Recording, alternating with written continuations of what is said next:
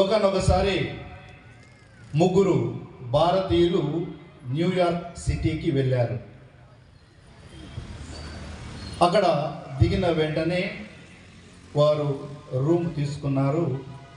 వారికి ఇచ్చినటువంటి room number 45వ అంతస్తులో ఉంటూ ఉంది. లగేజ్ అక్కడ పెట్టారు. సరే బయటికి వెళ్ళి ఏదైనా తినేసి వద్దామని బయటికి వెళ్ళి తిరిగి వచ్చి ఉంటూ ఉన్నారు. తిరిగి వచ్చినటువంటి వారు లిఫ్ట్ దగ్గర ఉంటూ ఉన్నారు. ఎంతసేపు లిఫ్ట్ పని చేయకుండా ఉంటూ ఉన్నట్లప్పుడు అక్కడ పని చేస్తున్నటువంటి ఒక అతను వచ్చి, సారీ సార్ లిఫ్ట్ పని చేయటం లేదు అని అంటూ ఉన్నాడు. అప్పుడు ఆ ముగ్గురు కూడా ఈ విధంగా అనుకుంటూ ఉన్నారు, మరి ఎలా పైకి వెళ్ళేది అని. అందులో ఒక అతను అంటూ ఉన్నాడు, సరే నేను మొదటిగా 15 అంతస్తులు మెట్లు ఎక్కేటప్పుడు జోకులు చెప్తాను అని అంటూ ఉన్నాడు. మిగతా రెండవ స్నేహితుడు ఇలా అందుకుంటూ ఉన్నాడు, సరే మిగతా 15వ అంతస్తులు ఎక్కేటువంటి సమయంలో నేను ప్రేమ కథలు చెబుతాను. మూడవ అతను ఈ విధంగా అందుకుంటూ ఉన్నాడు, సరే మిగతా 15 అంతస్తులు ఎక్కే సమయంలో నేను బాధాకరమైనటువంటి కథలు, బాధతో కూడుకున్నటువంటి కథలు చెబుతాను అని ముగ్గురు కూడా మాట్లాడుకుని ప్రయాణం మొదలుపెట్టారు. మొదటి 15 అంతస్తులు చేరుకునేసరికి రెండవ అతను అన్నాడు, మనం ఇప్పుడు 15 అంతస్తులు చేరుకున్నాము, నువ్వు మొదలుపెట్టి ఇప్పుడు ప్రేమ కథలు అన్నాడు. ఇప్పుడు రెండవ అతను మొదలుపెట్టాడు. 30 అంతస్తులు చేరాడు. ముగ్గురు కలిసి చేరిన తర్వాత 30 అంతస్తు చేరినారు. ఇప్పుడు మనం 45వ అంతస్తు పోవడానికి బాధామైనటువంటి కథలు చెప్పడానికి నువ్వు మొదలుపెట్టు మిత్రమా అని చెప్పి మూడవ అతనికి చెప్పగానే అతని విధంగా అంటున్నాడు, నేను తాళాలు కారులో మర్చిపోయాను అన్నాడట. 30 అంతస్తులు ఎక్కిన తర్వాత నేను తాళాలు కారులో మర్చిపోయి అన్నాడట. క్రీస్తునాథునియందు ప్రియమైనటువంటి సహోదరి సహోదరులారా, ఈరోజు మొదటి శుక్రవారం రోజున సాధారణంగా దివ్య సత్ప్రసాదం గురించి మనం ధ్యానం చేయడం మనకు అలవాటు కథోలికులుగా. మరి నవీన ప్రార్థన సమయంలో అమ్మ మరియమ్మ గారికి దివ్య సత్ప్రసాదానికి ఉన్నటువంటి అతి దగ్గర సంబంధాన్ని మీతో పంచుకుంటే బాగుంటుంది అన్నటువంటి ఆలోచనతో నేను నా ధ్యానాంశాలను మొదలుపెట్టి ఉంటూ ఉన్నాను. ఆ విధంగా ధ్యానం చేసుకునేటువంటి సమయంలో దేవుడు నాకు ఇచ్చినటువంటి ఆ యొక్క ఆలోచనలు మీతో పంచుకోవాలని నేను ఆశిస్తూ ఉన్నాను. మొదటిగా మరియమ్మ గారు మొట్టమొదటి దివ్య సత్ప్రసాద గ్రహీత అని బాహాటంగా చెబుతూ ఉన్నాను. ఇది వినడానికి కొద్దిగా విడ్డూరంగా ఉంటూ ఉన్నప్పటికీ ఇది వాస్తవం ప్రేమైనటువంటి దేవుని బిడ్డలారా. ఎందుకు అనంటే అమ్మ మరియమ్మ గారు పవిత్రాత్మ ప్రేరణ వలన క్రీస్తు ప్రభువును ఒక పిండముగా ఉన్నప్పుడు ఆయన పవిత్రాత్మ సర్వేశ్వరుడు అమ్మ మరియమ్మ గారి మీదకి వేంచేసి వచ్చి క్రీస్తు ప్రభువులో మరియమ్మ గారి యొక్క ఉదరంలో ఉంచడం జరిగింది. ఆ విధంగా అమ్మ మరియమ్మ గారు క్రీస్తు ప్రభువును మొట్టమొదటిగా స్వీకరించినటువంటి వ్యక్తిగా ఉంటూ ఉన్నారు. మరి క్రీస్తు ప్రభు ఒక పిండముగా అమ్మ మరియమ్మ గారి గర్భంలోకి రావడం అని అంటే అది ఆరంభము, అది దివ్య సత్ప్రసాదము అని నేను ఎందుకు అంటూ ఉన్నాను అని అంటే, దివ్య సత్ప్రసాద సమయంలో కూడా మనం అర్పించేటువంటి సాధారణమైనటువంటి అప్పద్రాక్ష రసాలు, క్రీస్తు ప్రభు యొక్క శరీరక్తలుగా మారేటువంటి సమయంలో కూడా ఇదే జరుగుతూ ఉంది. ఆనాడు అమ్మ మరియమ్మ గారి మీదకి దిగి వచ్చినటువంటి పవిత్రాత్మ సర్వేశ్వరుడు ఒక గురువు దివ్యబలి పూజ సమర్పించేటువంటి సమయంలో తన యొక్క 2 చేతులను ఈ విధంగా ఉంచి నడి పూజలో పవిత్రాత్మకు చిహ్నంగా ఉన్నటువంటి ఈ సంజ్ఞను చూపిస్తూ మనం అర్పించినటువంటి అప్పద్రాక్షాల మీదకి తన చేతులను చాచి పవిత్రాత్మ సర్వేశ్వరుడు వేడుకున్నటువంటి సమయంలో పవిత్రాత్మ సర్వేశ్వరుడు ఆ అప్పద్రాక్ష రసాలను క్రీస్తు ప్రభు యొక్క శరీరక్తలుగా మారుస్తూ ఉన్నాడు. ఇది దీనికి పోలికగా చెప్పవచ్చు. మరి అమ్మ మరియమ్మ గారు మొట్టమొదటిసారిగా క్రీస్తు ప్రభువును తన హృదయంలోనికి, తన ఉదరంలోనికి స్వీకరించిన అనంతరం ఏమి చేశారు, ఆ తల్లి ఏమి చేశారు అన్నది ఈరోజు మనమందరం కూడా నేర్చుకోవలసినటువంటి ధ్యానాంశం. ఆ తల్లి క్రీస్తు ప్రభువును స్వీకరించిన అనంతరం సేవ చేయడానికి పరుగు పెట్టింది. ఆ తల్లి క్రీస్తు ప్రభువును స్వీకరించిన అనంతరం శుభవచనములు పలికింది. ఆ తల్లి కుమారుడు ఇరువురు కూడా ఎలిజబెత్ అమ్మ ఇంటిలో అడుగు పెట్టినప్పుడు సంపూర్ణమైనటువంటి ఆత్మను ఎలిజబెత్ అమ్మకు ఇవ్వగలిగారు. ఎప్పుడైతే అమ్మ మరియమ్మ గారు, క్రీస్తు ప్రభు ఇరువురు కూడా ఎలిజబెత్ అమ్మ ఇంటిలో అడుగు పెట్టినప్పుడు ఆ ఇంటిలో అప్పటి వరకు గర్భంతో ఉన్నటువంటి ఎలిజబెత్ అమ్మ గారు వారి యొక్క ఉదరంలో కదలిక అనేది గమనిస్తూ ఉన్నారు. ప్రేమైనటువంటి దేవుని బిడ్డలారా, ఈ 4 సత్యాలను మనం ధ్యానం చేయాలి. క్రీస్తు ప్రభు అమ్మ మరియమ్మ గారి దగ్గరికి, అమ్మ మరియమ్మలోనికి విచ్చేసినప్పుడు అక్కడ జరిగినటువంటి మార్పులను గమనిస్తూ ఉన్నాం.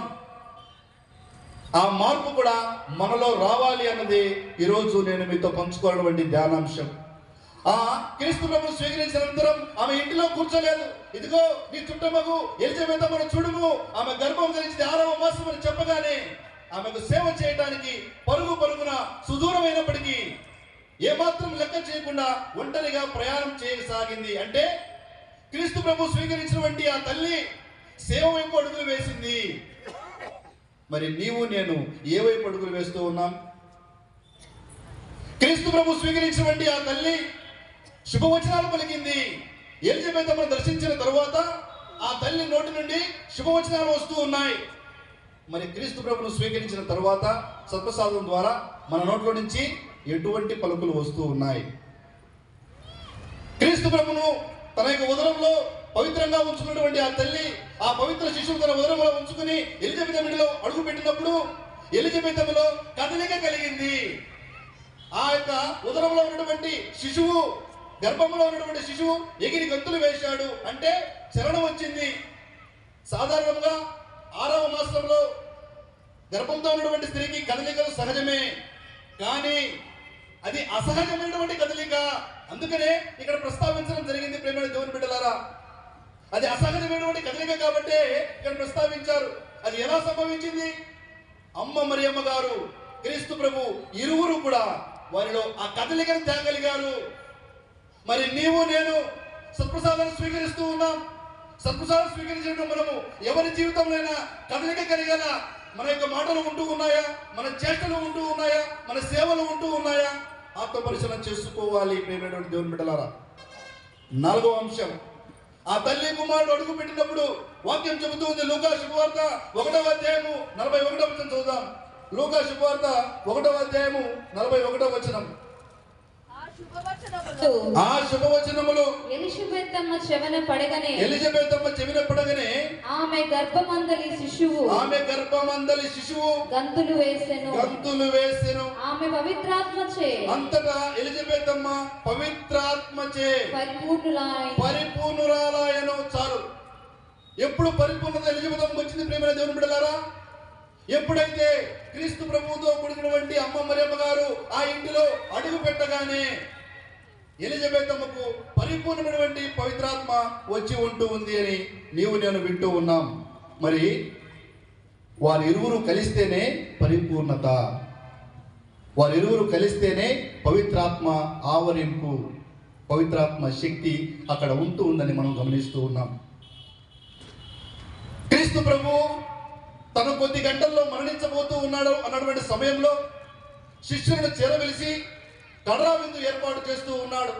ఆ కడరా విందులోనే దివ్యసత్ప్రసాదాన్ని ఆయన స్థాపించడం, గురు పట్టాభిషేకము అనేటువంటి పవిత్ర ఘట్టాన్ని ఆరంభించడం అనేది మనము ఆది నుండి కూడా ధ్యానం చేస్తున్నటువంటి విషయం. మరి ఆ సమయంలో క్రీస్తు ప్రభు ఒక సాధారణ రొట్టెను తీసుకుని, ఇదిగో నా శరీరము, మీరు భుజించండి అని అక్కడ ఉన్నటువంటి శిష్యులకు ఇస్తూ ఉన్నారు. మరి అక్కడ ఉన్నటువంటి శిష్యులు స్వీకరించి ఏమి చేశారు? 2 శిష్యుల గురించి నీతో పంచుకోవాలనుకుంటూ ఉన్నాను ప్రేమైన దేవుని బిడ్డలారా. 1 పేతురు గారు అక్కడ ఉంటూ ఉన్నారు. యూదా ఇస్కరియోతు అక్కడ ఉంటూ ఉన్నారు, మిగతా శిష్యులు కూడా ఉంటూ ఉన్నారు. వాళ్ళు పేతురు గారు క్రీస్తు ప్రభువు అర్పించినటువంటి ఆ యొక్క బలిలో పాల్గొని ఆ యొక్క రొట్టెను తీసుకొని ఉంటూ ఉన్నాడు. కానీ ఎందుకు ఆ రొట్టెను స్వీకరించినటువంటి పేతురు గారికి చలనం లేకుండా పోయింది, సేవా తత్పరత లేకుండా పోయింది, పరిపూర్ణమైనటువంటి పవిత్రాత్మతో నింపబడలేకపోతూ ఉన్నాడంటే ఆయన హృదయ పరివర్తనము లేకనే, పాప మన్నింపు లేకనే క్రీస్తు ప్రభువును అప్పరూపంలో ఉన్నటువంటి ఆ రోజు రొట్టె ముక్కల ఉన్నటువంటి ఆ ప్రభు యొక్క శరీరాన్ని స్వీకరించి ఉంటూ ఉన్నాడు. కాబట్టి అతనిలో ఏ మార్పు కూడా లేదు. అతడు పాత పేతురుగానే ఉంటూ ఉన్నాడు. అందుకని ఏం చేశాడు? క్రీస్తు ప్రభు ఎవరో నాకు తెలియదు అని బొంకుతూ ఉన్నాడు. ఇది ఎప్పుడు జరిగినటువంటి సంఘటన? కడరా విందు ముగిసిన తరువాత. కడరా విందు సమయంలో క్రీస్తు ప్రభు స్వయాన తన యొక్క పవిత్ర శరీరాన్ని ఇస్తూ ఉన్నాడే, అతనిలో ఎందుకు మార్పు రాలేదు అని మనమంతా కూడా పరిశీలన చేసుకున్నట్లయితే ప్రియమైన దేవుని బిడ్డలారా, ఆయనలో హృదయ పరివర్తన లేకనే క్రీస్తు ప్రభు యొక్క శరీరక్తాలను భుజించి ఉంటూ ఉన్నాడు. అందుకనే ఆయన పాత జీవితం కొనసాగుతూనే ఉంది. సందేహమైనటువంటి జీవితం, అవిశ్వాసంతో కూడుకున్నటువంటి జీవితం, త్యాగమైనటువంటి జీవితం. అందుకని ఏమంటూ ఉన్నాడు? నువ్వు చెప్పేటువంటి యేసు ఎవరో నాకు తెలియదు అని ముమ్మారులు బొంకుతూ ఉన్నాడు ప్రేమైన దేవుని బిడ్డలారా. అందుకనే క్రీస్తు అంటూ ఉన్నాడు, లూకా శుభవార్త 22వ అధ్యాయము 32వ వచనం చదవండి. లూకా శుభవార్త 22వ అధ్యాయం 32వ వచనము. కానీ నీ విశ్వాసము చెదరకుండుటకు నేను నీకై ప్రార్థించితిని. నీకు హృదయ పరివర్తనము కలిగినప్పుడు చాలు. నీకు హృదయ పరివర్తనము కలిగినప్పుడు అని క్రీస్తు ప్రభువే స్వయానా చెబుతూ ఉన్నాడంటే ఆ మాటలు మనకు అర్థం కావాలి. అంటే హృదయ పరివర్తనం లేకయే క్రీస్తు ప్రభు యొక్క మొట్టమొదటి సత్ప్రసాదాన్ని స్వీకరించినటువంటి పేతురు గారు బొంకుతూ ఉన్నాడు. నువ్వు నాకు ఎవరో తెలియదని చెబుతూ ఉన్నాడు. మరి క్రీస్తుకు ప్రేమైనటువంటి దేవుని బిడ్డలారా, క్రీస్తు గురించి నీవు నేను ఒక విశ్వాసిగా, ఒక బలమైనటువంటి ప్రవక్తగా క్రీస్తు ప్రభువును ప్రకటించాలి. క్రీస్తు ప్రభు యొక్క సువార్తను చేయాలి అంటే మనలో ఏముండాలి? హృదయ పరివర్తనం ఉండాలి. హృదయ పరివర్తనం కలిగినటువంటి వ్యక్తి, హృదయ పరివర్తనం చెందినటువంటి వ్యక్తి ఎప్పుడైతే క్రీస్తు ప్రభు యొక్క శరీరాన్ని స్వీకరిస్తాడో వారి యొక్క జీవితంలో అమ్మ మరియమ్మ గారు చేసినటువంటి అద్భుత క్రియలను చేస్తారు. లేకుంటే ఆ యొక్క సత్ప్రసాదానికి ఏమాత్రం కూడా విలువ ఉండదు. ఆయన సత్ప్రసాదం తీసుకున్న తర్వాత పశ్చాత్తాపడతాడు. ఇప్పుడు ముమ్మార్లు బొంకిన తర్వాత, కోడి కూసిన తర్వాత, అయ్యో ప్రభు చెప్పినటువంటి మాటలు నెరవేరాయి. మత్తయి శుభవార్త 26వ అధ్యాయము 75వ వచనం చదవండి. మత్తయి శుభవార్త 26:75.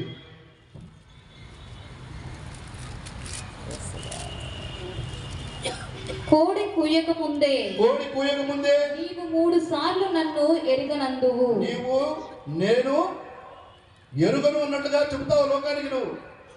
చెప్పండి. అని యేసు చెప్పిన మాటను, యేసు చెప్పినటువంటి మాటలను పేతురు జ్ఞప్తికి తెచ్చుకున్నాడు. వెలుపలకు వెళ్ళి ఏం చేశాడంట? వెక్కి వేడ్చాడు. ఇందులో మనకు పశ్చాత్తాపం కనబడుతూ ఉంది ప్రేమ దేవుని బిడ్డలారా. పశ్చాత్తాపం కనబడుతూ ఉంది. అందుకనే ఆ యొక్క పశ్చాత్తాపం ఉన్నటువంటి వ్యక్తి ఎదురు చూశాడు. ఇదిగో ఏదో ఒక సమయంలో నా ప్రభువు నన్ను పిలుస్తాడు, చేరదీస్తాడు, తన కరుణను, తన యొక్క ఆప్యాయతను, తన యొక్క ప్రేమను తిరిగి నాకు కురిపించి చూపిస్తాడని ఎదురు చూశాడు. పశ్చాత్తాపమైనటువంటి హృదయము యేసు ప్రభు కరుణ కోసం, యేసు ప్రభు యొక్క కౌగిలి కోసం ఎదురు చూస్తూ ఉంది. మరి దానిని ఎప్పుడు పొందుకున్నాడు? యోహాను శుభవార్త 21వ అధ్యాయము 15, 16, 17 వచనాలు. యోహాను శుభవార్త 21వ అధ్యాయము 15, 16, 17 వచనాలు. వారు భుజించిన పిదప యేసు సీమోను పేతురుతో యోహాను పుత్రుడైన సీమోను వీరందరికంటే నీవు నన్ను ఎక్కువగా ప్రేమిస్తున్నావా అని అడిగిన ప్రశ్నను 15, 16, 17 వచనాలలో ముమ్మారు అడుగుతూ ఉన్నాడు. ముమ్మారు అడిగినటువంటి క్రీస్తు ప్రభువుకు ఆయన చెప్పినటువంటి సమాధానం, అవును ప్రభు, నేను నిన్ను పూర్తిగా సంపూర్ణముగా పూర్ణ హృదయంతో పూర్ణ ఆత్మతో పూర్ణ మనసుతో ప్రేమిస్తూ ఉన్నానని ఎప్పుడైతే చెబుతూ ఉన్నాడో అప్పుడు ఆయనకు పరిణిస్తూ ఉన్నాడు. నీవు వెళ్ళి నా గొర్రెలను మేపుము. క్రీస్తునందు ప్రేమైనటువంటి దేవుని బిడ్డలారా, హృదయ పరివర్తనము చెందినటువంటి వ్యక్తి క్రీస్తు ప్రభు యొక్క కౌగిలి కోసం, క్రీస్తు ప్రభు యొక్క మాట కోసం ఎదురు చూశాడు. చివరకు క్రీస్తు ప్రభు అందించినటువంటి అద్భుతమైన వరాన్ని పొందుకోగలిగాడు. మరి మరొక వ్యక్తి ఉంటూ ఉన్నాడు, యూదా ఇస్కరియోతు. అతను ఏం చేశాడు చూద్దాం. యోహాను శుభవార్త 13వ అధ్యాయము 26, 27 వచనాలు చదవండి. యోహాను శుభవార్త 13వ అధ్యాయము 26, 27 వచనాలు. నేను రొట్టె ముక్కను ముంచి ఎవనికి ఇచ్చేదనో అతడే అని యేసు సమాధానమిచ్చి ఒక రొట్టె ముక్కను ముంచి సీమోను ఇస్కరియోతు కుమారుడగు యూదాకు ఇచ్చెను. యూదా ఇస్కరియోతు కూడా క్రీస్తు ప్రభువు ఆ యొక్క సత్ప్రసాదాన్ని, మొట్టమొదటి సత్ప్రసాదాన్ని ఇస్తూ ఉన్నాడు. ప్రేమ దేవుని బిడ్డలారా, కానీ అతని యొక్క హృదయము అప్పటికే చీకటిమయమైపోతూ ఉంది. అప్పటికే క్రీస్తు ప్రభువును అమ్మి వేశాడు. అతని హృదయంలో చీకటి అలుముకొని ఉంటూ ఉంది. హృదయ పరివర్తనం లేదు. అతనికి ఏమాత్రం కూడా బాధ లేదు. అయ్యో, నేను 3 సంవత్సరాల పాటు తిరిగినటువంటి నా గురువును నమ్మకద్రోహం చేసి ఆ ప్రధాన అర్చకులకు అప్పగిస్తున్నానే అన్నటువంటి ఏమాత్రం కూడా సంకోచం లేకుండా, బాధ లేకుండా ఉన్నటువంటి వ్యక్తి విందులో పాల్గొంటూ ఉన్నాడు. అటువంటి కల్మషంతో కూడినటువంటి హృదయంతో ఉన్నటువంటి యూదా ఇస్కరియోతు విందులో పాల్గొన్న తర్వాత క్రీస్తు ప్రభు రొట్టెనిచ్చినప్పుడు అది ఏ విధంగా ఉపయోగపడుతుంది చదవండి. 27 వచనం. ఆ ముక్కను అందుకొని సైతాను వానిలో ప్రవేశించెను. ముక్కను తీసుకోగానే సైతాను అతనిలో ప్రవేశించాడని వాక్యం చెబుతుంది. ఎందుకు ఆ మాట చెప్పబడింది ప్రేమైన దేవుని బిడ్డలారా? ఎందుకంటే అతనిలో ఉన్నాడు, ఆల్రెడీ తిష్ట వేసుకొని కూర్చున్నాడు సైతానుడు. ధనాపేక్ష అనేటువంటి సైతాను తిష్ట వేసి కూర్చున్నాడు కాబట్టి అతనిలో ఈ క్రీస్తు ప్రభు యొక్క సత్ప్రసాదము అతని యొక్క జీవితంలో వెలుగు తీసుకొని రాలేకపోయింది. చీకటిలో ఉన్నటువంటి వ్యక్తికి, చీకటిని ఎక్కువగా ప్రేమించేటువంటి వ్యక్తికి చీకటి కోసం, చీకటి కార్యాల కోసం ఎదురు చూస్తూ ఉన్నాడు. వెలుగును స్వీకరించిన అది అతనిలో ఏమాత్రం కూడా మేలు చేయలేదు. యోహాను గారు చెప్తారు అదే, ఈ లోకంలోనికి, చీకటి అయినటువంటి లోకంలోనికి వెలుగు స్వరూపుడైన క్రీస్తు ప్రభు వచ్చాడు, కానీ లోకము గ్రహించలేకపోయింది. ఉదాహరణ యూదా ఇస్కరియోతు. ఆ కల్మషంతో చీకటిలో ఉన్నటువంటి ఆ యొక్క వ్యక్తిలోనికి క్రీస్తు ప్రభు ఒక వెలుగుగా వచ్చినప్పటికీ కూడా అది ఆర్పివేసి ఉంటున్నాడు. 30వ వచనం చెబుతుంది. 30వ వచనం యోహాను శుభవార్త 13:30. యూదా ఆ రొట్టె ముక్కను తీసుకొని వెంటనే బయటకు వెళ్ళను. అది రాత్రి వేళ. క్రీస్తు ప్రియమైన దేవుని బిడ్డలారా, క్రీస్తు ప్రభు ఎవరు? మొదట్లో గురుశ్రీ మరియన్న గారు చెప్పి ఉంటూ ఉన్నారు, క్రీస్తు ఒక జ్యోతి, వెలుగు. మరి వెలుగును స్వీకరించినటువంటి యూదా ఇస్కరియోతు ఎక్కడ ఉండాలండి? వెలుగులో ఉండాలి, కానీ చీకటిలోనికి పోతూ ఉన్నాడు. ఎందుకు? ఆ చీకటి ఆయన హృదయంలో తిష్ట వేసుకుని కూర్చొని ఉంది. కాబట్టి ఆ యొక్క వెలుగు ఆ చీకటిని జయించలేకపోతుంది. మరి క్రీస్తు ప్రేమైనటువంటి దేవుని బిడ్డలారా, మరి మన జీవితంలో పాపమైనటువంటి చీకటిలో క్రీస్తు ప్రభువు నేను వెలుగు మనం ప్రవేశించినప్పుడు ఏమాత్రం కూడా అది పని చేయదు. ఎదురు చూస్తూ ఉన్నాం, కానీ మనము నేను స్వీకరించినటువంటి సత్ప్రసాదము నాలో అద్భుతాలు చేస్తూ ఉంది, నాలో మేలు చేస్తూ ఉంది, గొప్ప కార్యం చేస్తూ ఎదురు చూస్తూ ఉన్నాం, కానీ ఆ అద్భుతాలు చూడలేకపోతూ ఉన్నామంటే కారణం మీరే చెప్పాలి. ఇప్పుడు మీరే చెప్పాలి, చెప్పొద్దు గట్టిగా. ఆ సమాధానం మీరే చెప్పుకోవాలి. మరి యూదా ఇస్కరియోతు ఆ విధంగా చేసిన తర్వాత ఆయన కూడా పశ్చాత్తాపం కలిగిందా? చదవండి. మత్తయి శుభవార్త 27వ అధ్యాయము 3, 4, 5 వచనాలు.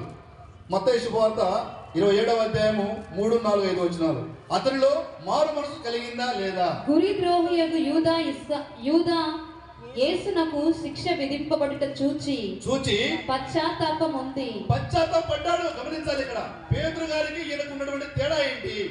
ఆ 30 వెండి నాణ్యములను తిరిగి ప్రధాన అర్చకుల యొద్దకు, పెద్దల యొద్దకు తెచ్చి తిరిగి ప్రజలకు ఇచ్చేశాడు.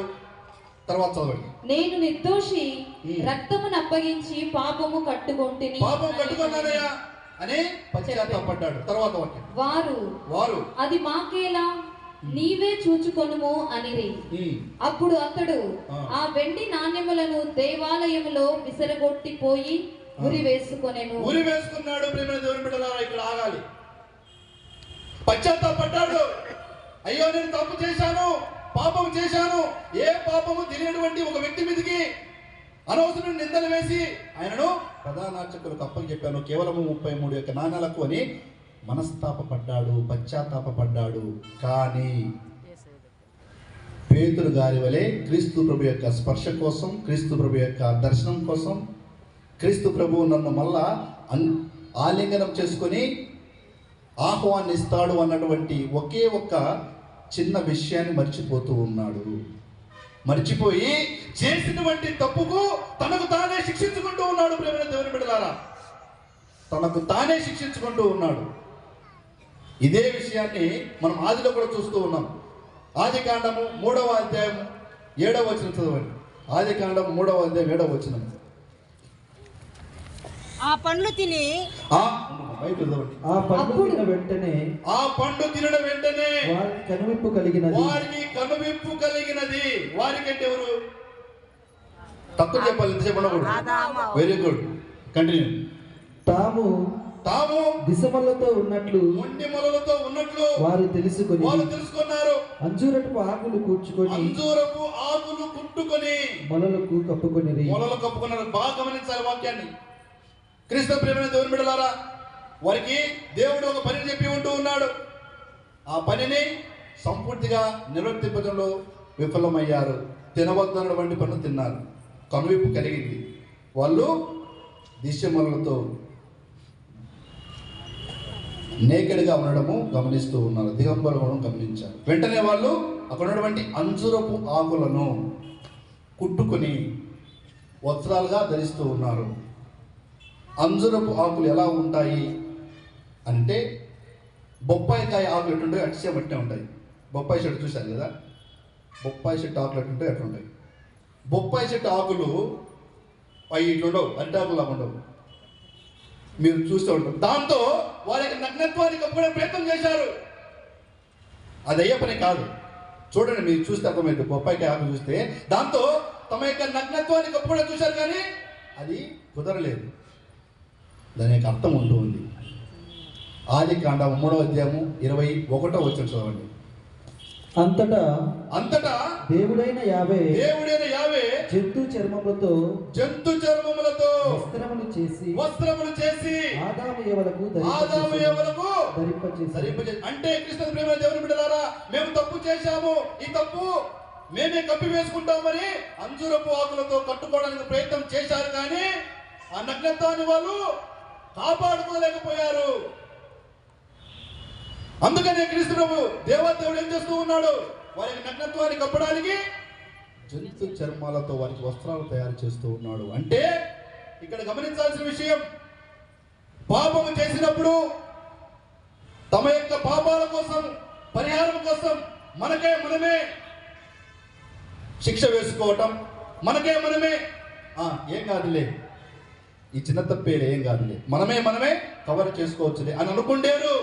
కుదరలేదు. అక్కడ ఆది తల్లిదండ్రులకే కుదరలేదు. అందుకనే యావే దేవుడు వారికి వస్త్రాలను ఇచ్చి ఉంటూ ఉన్నాడు. ప్రేమైన దేవుని బిడ్డలారా, కాబట్టి చేసినటువంటి తప్పుకు పశ్చాత్తాపం కలగాలి అంటే దేవుని యొక్క సన్నిధిలోనికి రావాలి. దేవుని యొక్క సన్నిధిలోనే మనకు ఆ పశ్చాత్తాప పరిహారం అనేది జరుగుతూ ఉంది. ప్రేమైన దేవుని బిడ్డలారా, మరి అమ్మ మరియమ్మ గారి గురించి మనం ధ్యానం చేసి ఉంటూ ఉన్నాం. అమ్మ మరియమ్మ గారి యొక్క గర్భంలోనికి క్రీస్తు ప్రభువు పిండముగా మొట్టమొదటి దివస ప్రసాదంగా వాసం చేసి ఉన్నాడంటే దానికి కారణం ఆమె అనుగ్రహ పరిపూర్ణురాలుగా ఉంటూ ఉంది. కాబట్టి ఆ యొక్క అద్భుత వరాన్ని ఆమె పొందుకోగలిగింది. మరి నీవు నేను సేవ వైపు అడుగు వేయాలన్నా, ఇతరుల యొక్క జీవితంలో కదలిక కలిగేలా చేయాలన్నా, పవిత్రాత్మతో నింపబడాలన్నా, శుభవచనాలు పలకాలన్నా, మనలో అనుగ్రహంతో నిండినటువంటి సమయంలోనే దివస ప్రసాదాన్ని స్వీకరించాలి. స్వీకరించినటువంటి దివస ప్రసాదం మనలో ఇటువంటి ప్రేరేపణ కలుగ చేస్తూ ఉంది. లేకుంటే మనము పాపముతో ఉన్నప్పుడు, పాప మాలిన్యంతో నిండినప్పుడు, దివ్యసప్తాన్ని స్వీకరించినప్పుడు అది మనలో జీవితంలో ఎటువంటి కదలిక లేకుండా చేస్తూ ఉంది, ఎటువంటి మార్పు లేకుండా చేస్తుందని చెప్పడానికి ఈ ఇరువురు వ్యక్తుల జీవితాలు మనకు ఆదర్శంగా ఉంటూ ఉన్నాయి. ప్రేమ దేవుని బిడ్డలారా, చిట్ట చివరిగా దివ్యసప్రసాదాన్ని స్వీకరించిన వెంటనే గొడవలు పడుతున్నటువంటి సందర్భాలు ఎన్నో చూశాను. ముఖ్యంగా మా తాతగారు అడిగారు, కన్నా పాపయ్య గారు ఏమడిగారంటే, యూదా ఇస్కరియోతు దివ్యసప్రసాదం స్వీకరించిన వెంటనే సైతాన్ అతను ప్రవేశించని చెప్పి ఉంటూ ఉన్నారు, ఎందుకు ఆ విధంగా జరిగిందని అడిగాడు. నేను అక్కడ ఒక చిన్న ఉదాహరణ చెప్పాను. నువ్వు గుడికి వెళ్తావు, ప్రతిరోజు దివ్యసప్రసాదం స్వీకరిస్తావు, ఇంటికి వస్తావు, అవ్వ మీద కోపడతావు, ఏందే ఇంకా కాఫీ రెడీ చేయలేదు, ఏం చేస్తాడు ఇప్పుడు దాకా, అవ్వ మీద కోపడతావు. మరి నువ్వు తీసుకున్నది దివ్యసప్రసాదమే కదా, నువ్వు తీసుకున్నది క్రీస్తు ప్రభువునే కదా, మరి నీ యొక్క శాంతి, నీ ప్రేమ, నీ కరుణ క్రీస్తు ప్రభు ఉన్నాడు కదా నీలో, అవన్నీ ఏమైనా మరి ముస్లాం మీద ఆమె కోపడుతున్నావే అడిగాడు. ఓహో, అదే కారణం.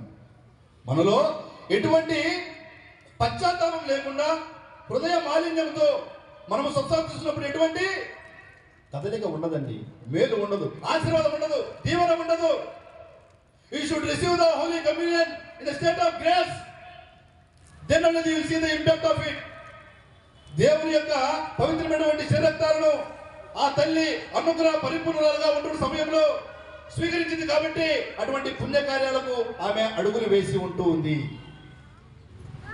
ఆరోగ్యమాత పుణ్యక్షేత్రంలో గురుశ్రీ అబ్రహం గారు విచారణ గురువుగా ఉన్నప్పుడు పూజ చేయడానికి వెళ్ళాను. పూజ అయిపోయిన వెంటనే సప్సాదం ఇస్తూ ఉన్నాను. ఒక ఆమె సప్సాదం తీసుకొని పోతా ఉంది, పక్కన నిలబడుకొని ఉంది.